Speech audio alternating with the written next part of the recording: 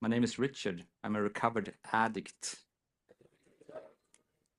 I'm so grateful to be here with you all guys. Like, I spoke to some people before, like, are you nervous? And like, the truth is, I'm really, really nervous.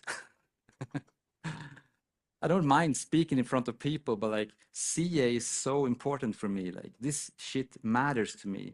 You guys saved my life. And I owe everything I have in my life to CA and to you here tonight. I'm so grateful to be part of this fellowship and to be here and speak to you. And I actually realized that I've been at this hotel before. I was here in 2015 and spoke. It was the first time I spoke outside of Sweden. It was this hotel. I didn't know. It was a much, much smaller room way over there at that hotel.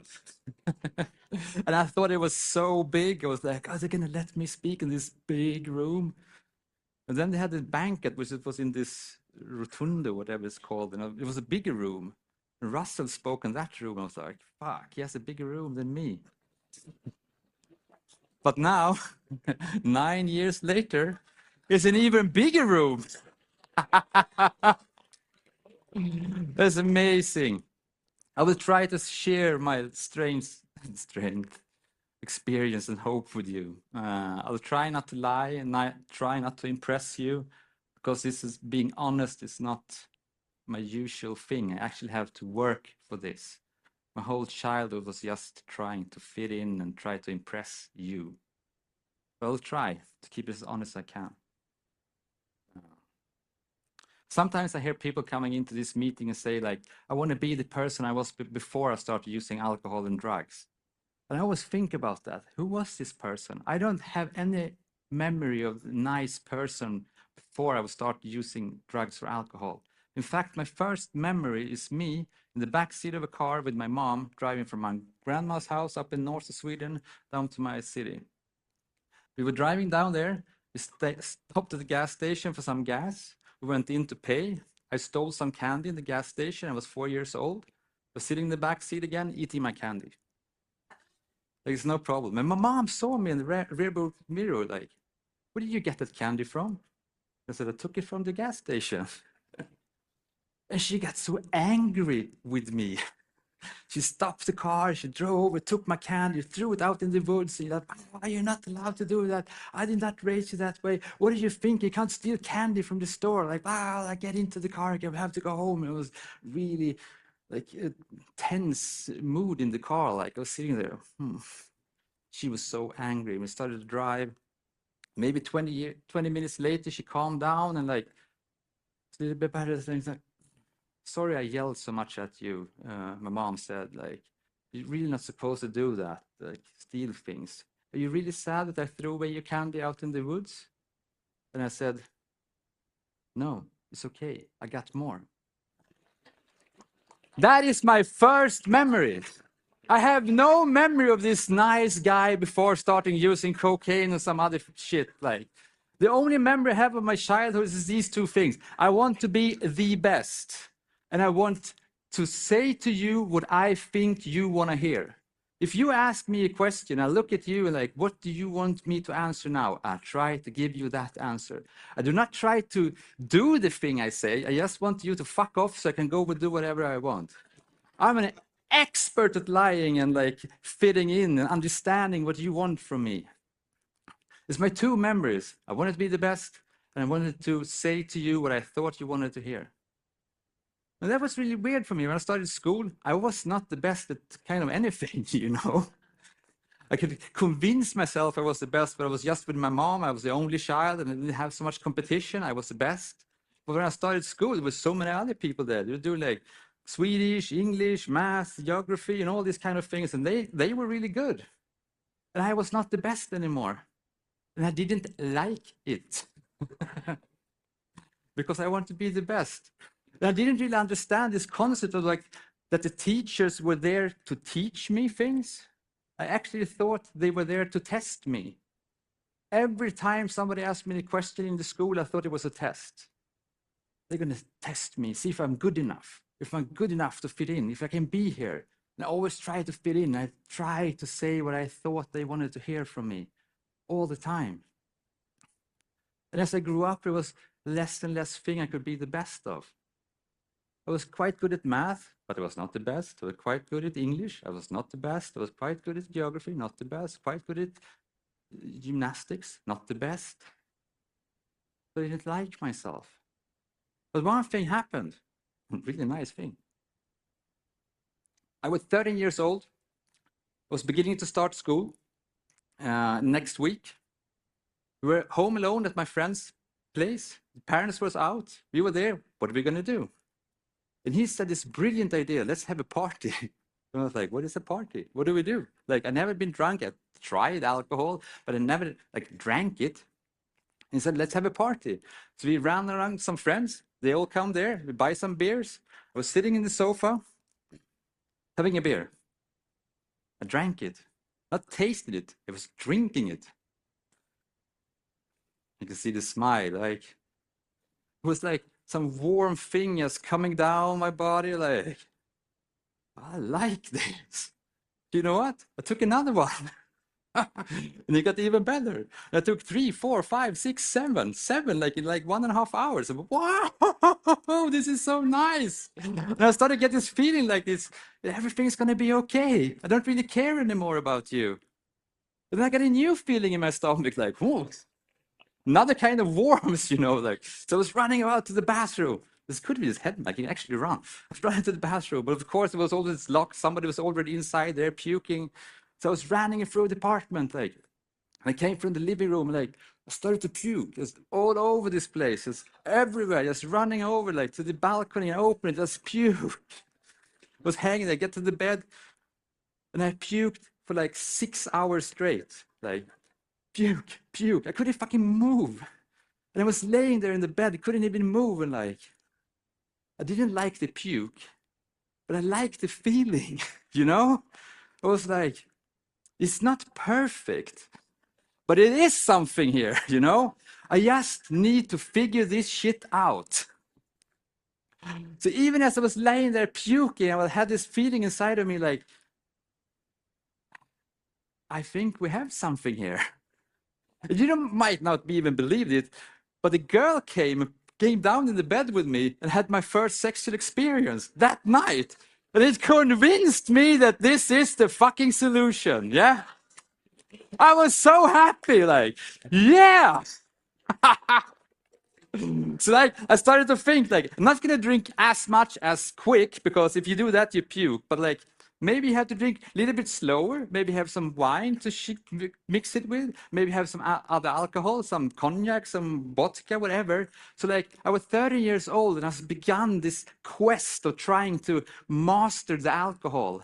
Because I knew that feeling I had just before I got really, really sick was so nice. And I wanted to have it back. So like, I only drank on weekends because I was 14 years old, and it was a normal thing where I grew up. Everybody lived with their mom, no dads. Dads came and went, like, but moms, and like, you don't like your work, you go to work to get money, and when you have the money, you come home and you drink Friday, Saturday. That was my life. Everybody did that. That was the solution. So I was thinking the whole fucking week, like, how to get alcohol, because in Sweden you have to be 18 to buy alcohol. So that was the first problem. I sold that, just steal the alcohol. It was the first figured that out. I'm like, how am I going to drink tonight? Am I going to drink a lot, drink a little, drink fast? How? And every weekend I try to like, this way. But I never find that thing again, you know? And this being the best didn't work for me anymore, but I find another solution. You could be a criminal and violent guy, because the only thing you needed to be the best in that business was being willing to go longer than the other guy. And it was more important for me to be the best than it was for you. So it worked for me. I did it for 13, 14, 15, 16. I started to steal shit. I started to break in. I got caught by the police like 10 times in 1 month because they knew me. They actually just stopped the car, like, Richard, what are you up to? Like, nothing. It's famous in my small little town, like this crazy guy who was always drinking and stealing and doing stupid shit. And my mom started to cry because she thought it was her fault. It was not my mom's fault. Like, she did everything she could do. I was born this fucking way. She was a good mom. There's nothing wrong with my childhood in that way. I was born this way. I did not have any other solution. The alcohol, the drugs, the criminal things was a solution for me. It made me sane, you know? So we couldn't live in this small town. We moved to Stockholm. Like a really smart idea, yeah. Much bigger town, much better crimes. But I thought, let's not go down this criminal path because my mom is crying so much. I didn't want to make her cry. I actually love my mom, still love my mom. So I just began to drink. Let's fast forward. Stopped school, started working in the restaurant. I was 18 years old. And you know what? At the restaurant, you can actually drink almost every day. That was so great. You can drink Wednesday, Thursday, Friday, Saturday, Sunday. Monday, not okay. Tuesday, maybe. I had all these friends I can start drinking with. But I was still on this quest of trying to find the absolute right amount of alcohol. And I tried some different things. I tried everything that came my way, you know. The first time somebody asked me, I was down in Spain for a summer holiday, and somebody asked me, you want to try some marijuana or some hash? I was like, yeah, sure. I took that. And I smoked and I hold it. Because I've seen it in the movies. Oh, and I hold it. And I think, you should slow down, Richard. I'm like, no, fuck you. I'm going to drink all this. And sorry if I swear much. I learned how to speak English from like the Hollywood movies. And they always swear. It's not my fault, you know. It's America's fault. But fuck you. Sorry, America. I know you love here. Love you too. Fuck you. I don't stop smoking. I smoke all this joint and like got this feeling inside me I couldn't even breathe, you know, like I couldn't stop breathing. I couldn't get any air because I was trying like, I'm gonna die, I'm gonna die. And I was in the street and I puked again and like, oh, I'm gonna die. And my friends tried to help me and like, oh, I'm gonna die. It's like, okay, hashish is not the solution. Back to alcohol. And then some other guy came like, we should try this benzodiazepines, these pills, you know, it's super nice. I took these pills, said, take one, like, oh, take some more because if I find something I like, I want to have a lot of it, you know. I took them, I blacked out, I woke up in like a ski resort north of Sweden, having breakfast, like this, honest to truth, like, poof, wake up. Breakfast, glass of juice, 2 sandwiches, one of my friends, 2 guys I don't know, snow outside, restaurant setting, like. No clue what happened there, but I kept it cool, you know? Yeah, what are we doing today? So that's not either the solution. I started to drink more and more and more, but my life was okay, you know? It was manageable, for sure. It was manageable. But then one day something happened. I was out drinking with my friends, somebody asked like, that guy has a cocaine, should we buy some? Well, yeah, let's buy some. We bought a gram of cocaine, went into the toilet, 3 guys, me and 2 of my best friends. You know, this toilet seat, there's piss everywhere, this fucking disco thing, like we put it down and we smack the shit up and like go down in the piss, you know. It's the first time I'm doing this, going down in the piss, you know, like. It didn't occur to me if it's a bad idea. Like, how much should you take? Like, just split it in 3. I'm sorry, guys, but I know this feeling was like, but it was so fucking amazing. I won't lie, it was so amazing. I just went out to this toilet like this, you know. I went out to the bar like, I spoke so fast and I drank that much. I was like, wow, my friend's like, you have to calm down, Richard, calm down. Like, fuck you. Yeah. Because for the first time in my fucking life, I was the best. I was the best right there. I found the solution. It's fucking cocaine, you know. It took me 11 years to find. I have found it. You know that feeling? Like, I can't lie. It was so fucking good, you know. Like, let's do it again. That night, my friends took me home to his place because apparently I couldn't be in this restaurant with people looking at us. I black out.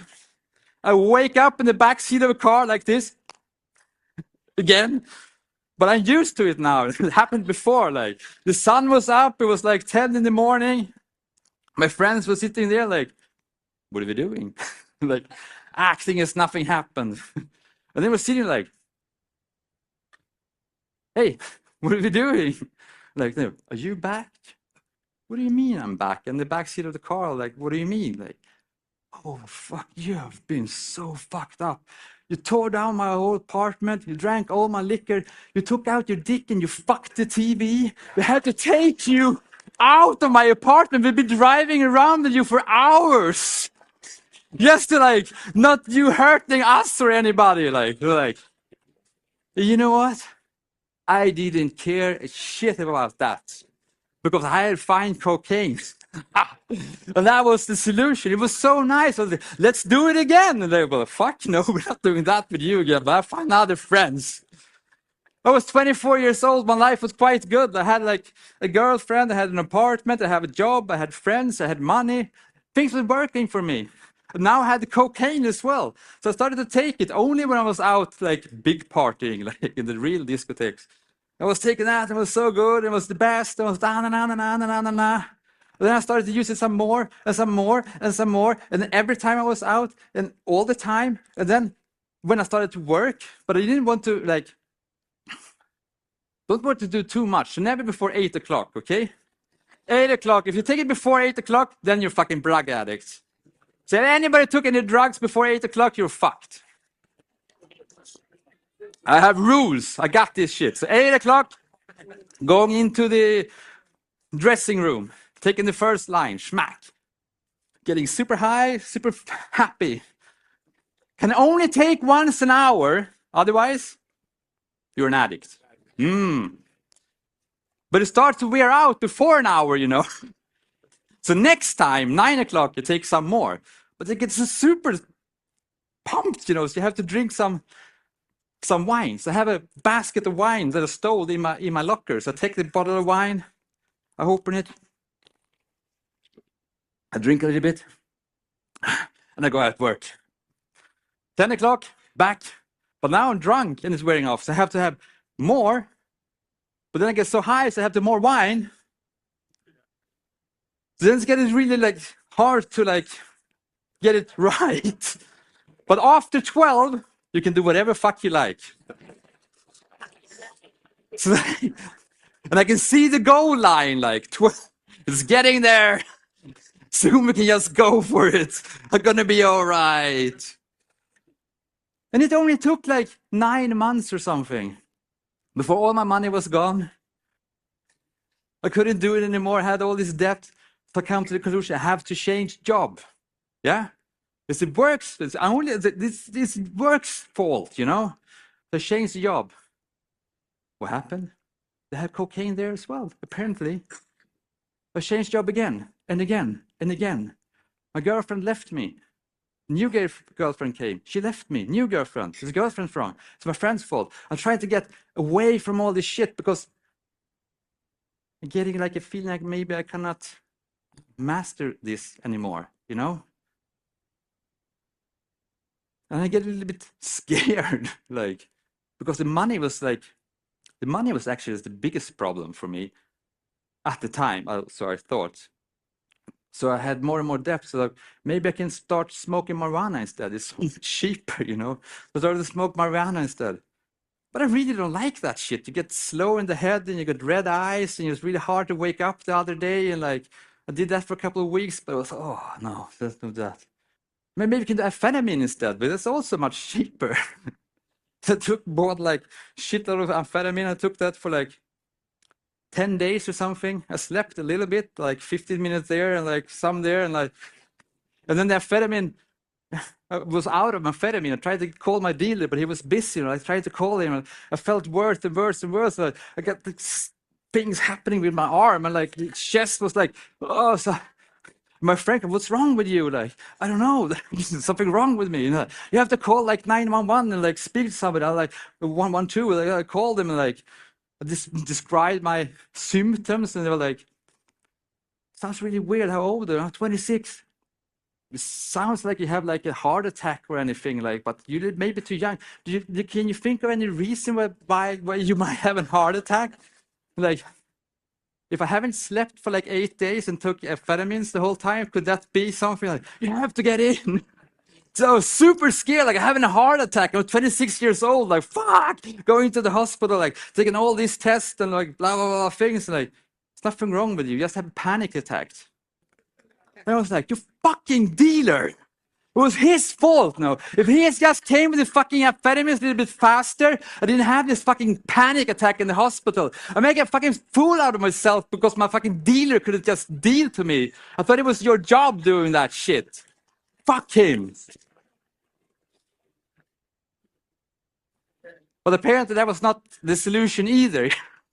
So it was back to the cocaine again. Maybe it took one more year. Like, I was 24 years old the first time I tried. I was 26 the last time I did it. And I tried all this different work, tried all these different friends. I had this girlfriend that I promised not to use for because she didn't want me to use. You know what I do? I tell people what I think they want to hear. So I told her, I will stop for you. And I continued. Of course, I continued using. So I had this girlfriend, I had this work, and I promised myself, today I will not use. This is the last time. But then I got an idea. Let's stop tomorrow instead. Call the dealer, you know the drill, 8, 9, 10, 11, 12, you can do whatever the fuck you like. I was sitting there with my friends, or two friends, sitting in an apartment. It was 2003. My last time I was using was 2003, 21 years ago. I was sitting there in my apartment with the two friends, the only people I had left. I was like, this is the last time I'm going to use. We have to take all the drugs now because I'm not going to use again. Do all the drugs. Going to sleep, wake up 2 p.m., go to work. Promise myself I will not use today. Like 2 hours later, I was using again. And you know this, but like the feeling of being the best was not there anymore, anywhere. Even if I was the only guy in the room, I was not the best anymore. I was sitting there like trying to figure out how to survive this shit because my life sucked. I have all the debts. I was stealing from everybody. I couldn't stop.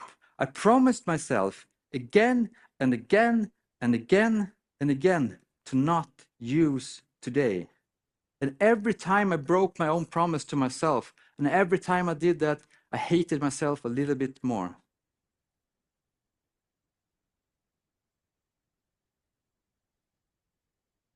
And I started to understand, like, I'm gonna die. It's not gonna be fast, it's not gonna be beautiful, it's not gonna be anything like that, but I'm dying, and I cannot stop. I tried to travel, like I go to vacation for 2 weeks. I didn't use any cocaine for these 2 weeks because I didn't know anybody there. I was drinking the whole time. I came back, I thought, I made it 2 weeks without cocaine. You know what happened? It took 2 hours and I had the cocaine again. And I started to hate myself even more.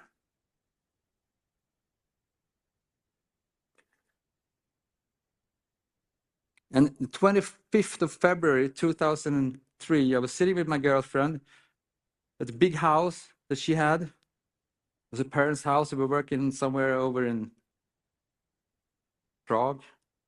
I had cocaine. I had downers to sleep on. I had shitload of alcohol. I even had some ecstasies on me. But I couldn't fill the hole inside of me anymore. It was like two a.m. in the night, and I was sitting at this kitchen table. It was just us two there. I went to the toilet. I took so much cocaine, and I just felt empty. And I sat down to her and I said, I'm addicted to cocaine and I cannot stop. And I think it was the first time in my whole life I was honest about something. It was the honest truth. I'm addicted to cocaine and I cannot stop. And there was nothing beautiful about this moment. It was nothing amazing. There was no fucking God there or anything. I was just giving up because I knew my life was over. I had these ideas, maybe I should do like, maybe I could become a bank robber instead, because the money was still a problem. Like the bank robbers are cool, like they're going in with the guns and you're like, oh, bah, bah, bah, give me the money, that's cool. But no, I'm too scared for that shit. I thought maybe I could kill myself, but that didn't really do it for me. I thought about it, but like, nah. Maybe I can say I'm a gambling addict, because the money was a big problem. Like, if you're a gambling addict, it's not my fault. It's the fucking gaming companies, you know, they do this to people. So I thought maybe I can be a gambling addict for a couple of months. But for some reason, I said to her, I'm addicted to cocaine and I cannot stop. And for the first time in my life, I was honest. And when I said that, I started to cry. Like, I just cried. Because I knew my life was over. I had tried everything I could think of, but my life was over. I didn't have any fucking solution. I didn't have any hope. I didn't have anything about that. I just admitted to myself that my life was unmanageable, and I knew it was over. And I started to cry. I was crying for like 5 hours. I was laying there crying, because I knew it was over. And she had to tell your parents. I went to my mom's house and I said to her, I'm addicted to cocaine. I cannot stop. And she didn't have a clue. She's like, huh? I told my stepfather, I'm addicted to cocaine. Cannot stop. And by the way, I've stolen 20,000 euros from you. I'm sorry. And he was like, huh? I went to my father and said, I'm addicted to cocaine. I cannot stop. And he said, I don't think you're a real cocaine addict. They do things that you haven't done. I started to cry. And they told me I had to go to treatment. You know what I do? I do what people want me to do. I said, what do you want me to do now? So I went to this treatment house, treatment lady, and said, I'm addicted to cocaine and I cannot stop. I knew that much. It was the only thing I knew. I didn't know anything else about it. And she said, okay, come, we do urine tests twice a week. We come speak every week. You do this. And my girlfriend at the time, she was working at the bar and I was in the restaurant. So she was giving me alcohol the whole time because it helped me for the abstinence of the cocaine. Like, I need more alcohol. And she was, yeah, you need more alcohol. Like, so I was super drunk because alcohol, I didn't have any problem with alcohol, you know, it was just a fucking cocaine. Like, I didn't have any problem with amphetamine as long as the dealer was coming. I didn't like, it was just the cocaine. But you know what? She started to go to some fucking codependency treatment. That's not really. At first, I liked it because you know what they told her? Yeah, Richard is fucking crazy. Yeah, but you choose to be with Richard, and that's fucking on you. And I said, yeah, I like this codependency treatment, you know? But then it only took a couple of more months, and they said, like, Richard needs to stop using alcohol because apparently alcohol is also a drug. I didn't like this codependency shit anymore. But what do? I do what I think people want me to do. So I stopped drinking alcohol. It was a Friday the 13th, 2003. I wanted to be a big thing about it. I wanted to go to a fancy restaurant, have these nice cocktails and 5-course dinners with wine package. I ended up in some shitty pub in Old Town Stockholm basement, playing like this really cheap machines, you know. My last time drinking. Sometimes it was like, was the right place to be? It was my home turf, so to speak. So I was there. I stopped using cocaine. I stopped using alcohol. I stopped using at this restaurant because everybody I knew were using. I didn't have any fucking friends because all my friends were drug addicts, alcoholics, or criminals. I couldn't be with them anymore. I had to change jobs. So I found a job out in an island because I thought maybe nobody can come up there. And I was sitting home not drinking. You know what? My life was exactly as fucking boring as I knew it would be. I knew it would suck not to do alcohol and drugs. I didn't have any solution. I just take away the alcohol and drugs. I was sitting there home a Friday night watching some stupid TV, some guys dancing, what the fuck they're doing, like some...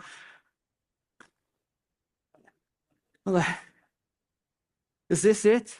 How am I supposed to make new friends now? Do I go to a fucking library or what? Like, what are you reading? Like, how do you do that sober? And I asked my treatment therapist, like, how long do I have to do this urine test anymore? And she said, you don't have to do it anymore. You've been clean for 6 months. I said, okay, so I stopped doing there. And I thought that meant I was recovered. Because I didn't use any drugs, I didn't use any alcohol, didn't have to do the urine test anymore. So I thought I was getting recovered. And I was sitting there with my therapist. But I came there, I was totally broken, just wanted to be the best and wanted to please people. And I started to try to please this therapist. You know how I please people? I lied to them. You know what? She believed me. And I felt good.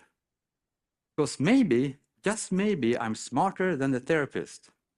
So I started to lie some more, and some more, and some more, and it worked. And now I was getting convinced I am smarter than the therapist. You know how fucking insane that is? To pay somebody to help you, and then you lie to them about your problem, and then you think you're smarter than them. So I stopped going to her because I was recovered, treated. And the feeling of wanting to be the best again came to me, but I couldn't be the best in the old ways. I had to go back to school and prove to everybody that I am really smart, even if I'm not using. So I was going to school, I was studying like for 14 hours a day, like studying, like proving for you that I am the best and get the highest fucking grades in everything. I started to go to the Royal Institute of Technology and study applied physics because they promised me it was the hardest thing to study in Sweden. And I just did it to impress you guys. You know what? Nobody fucking cared. It was just in my head. And I continued to lie all the time. The only thing I took in away was the alcohol and the drugs. Just continued to lie all the time. There's nothing was my fault. It was all these faults. The fucking professor was stupid, he couldn't teach me, blah, blah, blah, blah, blah, blah. I was lying again all the time. And my girlfriend said, you have to stop looking at porn. And what do? I tell her what I think she wants to hear. You know, this was back in 2003, you actually had to download porn back to the computer. That's the old school thing. So it was proof all over the computer, and she found it. And she got so angry with me. And like when I stopped going to treatment, she continued her fucking codependency treatment. So now, like, you promised me, we set a rule, you broke it, this is not okay. And I was like, what? Like this girl was waiting for me for 3 like full days when I was out using. And now I lied about some porn and it was a big fucking thing. Apparently have to do what you say you do or something, I don't know. Fucking hated this codependency thing. And she forced me back to the fucking therapists again. And I do what I think she wants me to do. So back to therapy. You know what they said? You have to go to 12 steps meeting. What do? I do what I think people want me to do. So I go to the 12 steps meeting. I have all this list, NA, AA, DAA, and I go to new meetings every fucking time. And I've been sober for over a year, so I'm kind of like, that's cool, you know. Thinking about alcohol every fucking day. Like, when can I use again? When can I use again? When can I use again? Come to this meeting, new meeting every time because I didn't want anybody to know me. Sometimes anybody has any time, like, how many know me? I have 1 year, I get applause, like, whoa! Like, Go to new meetings. Anybody know me here? I have 1 year, get applause. New meeting all the time. But something happened. I went to this AA meeting, lunch meeting. I saw on the wall, like, Cocaine Anonymous. We're here, we're free. Thursday night, 7. I'm like, have they made a meeting for me? I have to go there. So like 3-4 weeks later, I was there. No idea to rush it, you know. So wait a couple of weeks. I went there. It was the summertime of 2004. I got in. There was 2 people in there. One with a desire to stop using and one with 2 months. I had over a year. Huh? You know what that means? I was the best. So I liked CA. There was no people there. Like, I came to this fucking CA meeting every week with like 3 to maybe 10 people in a really big meeting. So you can share for like 10, 15, 20 minutes. Like, and I just talk about all the shit in my life. This fucking guy and that fucking guy and that shit. My girlfriend, my professor, blah, blah, blah, blah. Whining, whining, whining. And you know what they said? Keep coming back. And I came back. But there was one guy, it was really cool, this guy. He was walking in like this, about, like, fuck, I wanted him to be my friend. So I tried to get closer to him, like, wanted to be his friend. I was like, do you need a sponsor, Richard? And I don't know, like, yeah, why not? I can sponsor you. Like, come back to my house. And I came back to his house. I thought, we're going to be friends. And you know what that fucking guy did to me? He took up a blue little book and he read it for like 1.5 hours. And he said, come back next week. So I took the book, I read the whole fucking book until I came back, I already read the book, it's no problem. And he said, yeah, good. And he continued to read again, like, oh, fuck. So I ditched that friendship, went back to the CA meeting, whining again. But then we had a convention in Sweden, 2006. We had a reading assembly. There were coming people from Holland, from UK, from Germany, from Hong Kong. Yeah. And I was sitting there listening to these shares, you know. And these guys came in. It was just not one guy. It was many guys coming in like this. And like they owned the place. Like, I want to be like these guys. What have they done? And I listened to these shares. And this crazy English guy speaking about his life and blah, blah, blah, blah, blah, and God. And like, I was like, what the fuck is he speaking about? Then another crazy English guy was standing there speaking, blah, blah, had a workshop about the steps. It was like maybe 30, 40 people in the audience, but the treatment center was like the CA thing. Like, anybody had any questions? It was nobody had any questions. Because nobody has done the step, I guess. And like, is anybody doesn't have a sponsor here that needs a sponsor? I didn't fucking raise that arm, you know, but it was up there. And all my CA friends just looked at me because I've been sober for 2 years. And I was like, kind of cool, you know, but I thought, don't you even have a sponsor? Like, no. And then this guy about, I'm going to speak to you after this meeting. I'm like, oh, fuck. So he came up like, tell me, how long have you been sober? I've been sober for 2 years. I told him 3 years. And he said, good for you. But let me ask you a question. I will never forget this question. Let me ask you a question. I said, but are you happy? And he felt like he fucking kicked me in his balls, or his stomach. Like I've been sober for 3 years. I have the highest grade of everything. I'm studying fucking applied physics. I was starting to train. Like, I come into this fucking meeting. Like, do you know who I am? Like, what the fuck do you mean, but are you happy? But I knew, like, no, I am not happy. And I told him no. And he said, I'm going to get you a sponsor. And that guy flew over for England, told his story so I could get a moment of clarity. And he got me a sponsor that day. And this time when I sat down with the sponsor, I did not try to befriend. I actually listened to when the guys said to me. I listened, I wrote, I listened, I wrote. When he asked me to do the second step or first step, are you powerless? Yes. Can you believe in something bigger? Yes. Are you willing to give your life? Yes. Did my fourth step, my fifth step, would get down to my knees and understood like God did not make a fucking mistake when he made me either. My God is all powerful and almighty. And when he created me, he created a really good guy, Richard. And I have been trying to please you all my life instead of trying to just please my God. And I understood that when I did my fear inventory. And I felt this feeling inside of me that's coming up, like, and I started to laugh. And I think it was the first time in my life I just laughed because I was happy. I laughed when somebody fall down or something like that before, but like I was just happy because I was giving the choice right there in that moment. Like, yes, Richard, you had a shit life. We all agree you had a shit life, but you don't have to have that shit life anymore. You now have a choice. If you're going to go back to your shit life, or you're going to do the steps that's outlined in the big book of Alcoholics Anonymous. And I choose to do the 12 steps. I choose to be happy now. And I made that choice that day, and I continue to make that choice every fucking morning I wake up. Because I know that that is the solution. The drug was a solution for some time, but I've been sober for like 2 years. I know that being sober is not my solution. Could be a good start, but it's not my solution. I went to meetings for over a fucking year, just whining about my shit life. I know that's not my solution. I sat down with a sponsor and tried to be friend with him.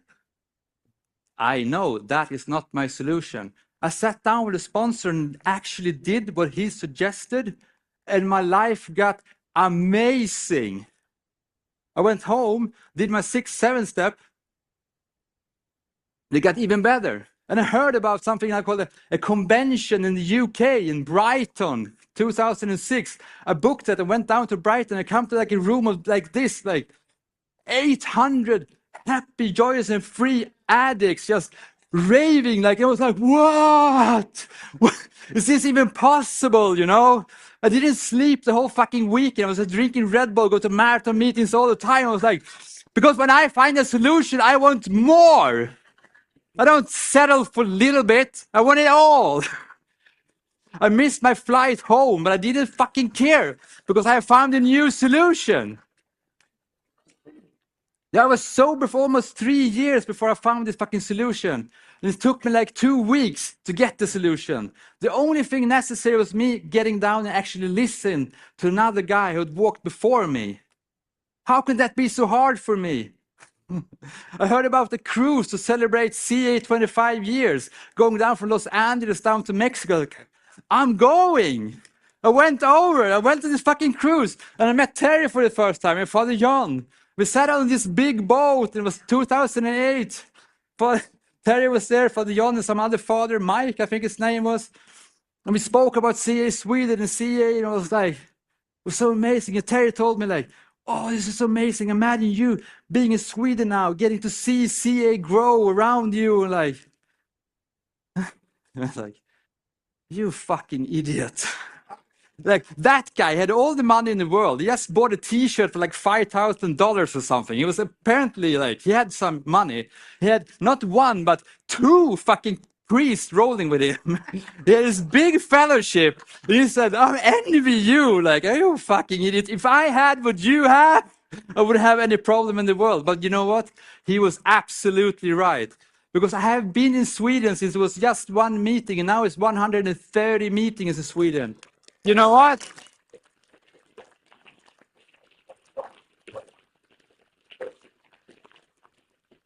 And I met the first guys from Holland. It was just like a couple of meetings back in 2006 for coming there. Now it's what, 170 meetings or something in Holland? You know what? This shit is working. Just look around in this room. Just look around in this room. It's that one addict listen to another addict and actually doing what's supposed, what's suggested to them. And it's working, it grows and it grows and it grows. And we're getting happy, joyous, and free. It's that fucking simple. I heard about this at this cruise that they had a retreat coming up in England. So I went to that retreat because I want more. And what CA have given me is friends all over the world, everywhere I go, like all this place. So I want more. And it all starts with one addict helping another addict. You know what? The first meeting was started in Sweden, but one person One person had an idea, maybe I should start a meeting. The first CE meeting in the world was started by one person. Maybe I should start a new meeting because I'm not welcome in this meeting. I bet CE Netherlands was started by one person also. This convention was started by one person having an idea, like first getting an idea, then ask a friend, can you help me? Same thing as you do when you do the steps, like I want help, can you help me? Somebody get one idea and ask a friend to help them. We need to remember that nothing of this had been possible if not one person got this idea and had the courage to actually try to pursue that. Like CA is not growing because we have so many old timers in CA. We are growing because the newcomers are coming to CA and are getting a solution.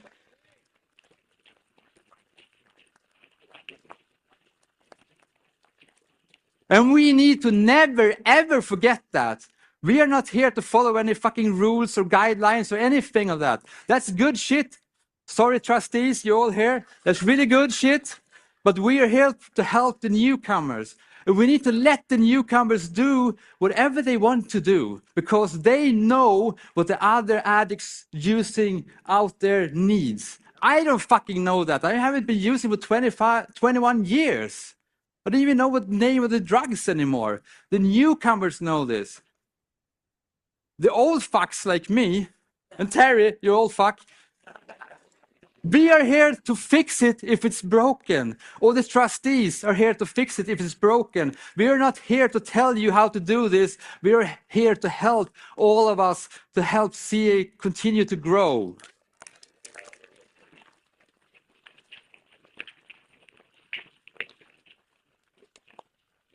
And take this weekend, this World Convention, this opportunity to meet some new people, help some new people, and get some help doing this crazy idea that you have that might help another addict out there still suffering. Meet some new people. Don't sit with your old friend just jabbering around about war stories. Actually go out there and meet new people. There's a whole fucking world out there with sober addicts and still using addicts. Like, do you know how precious this thing is? Do you know how lucky we are, the guys in this room, the girls in these rooms? This is not for granted. We are all here just because somebody took the time of their day and actually helped somebody that needed it when they needed it the most.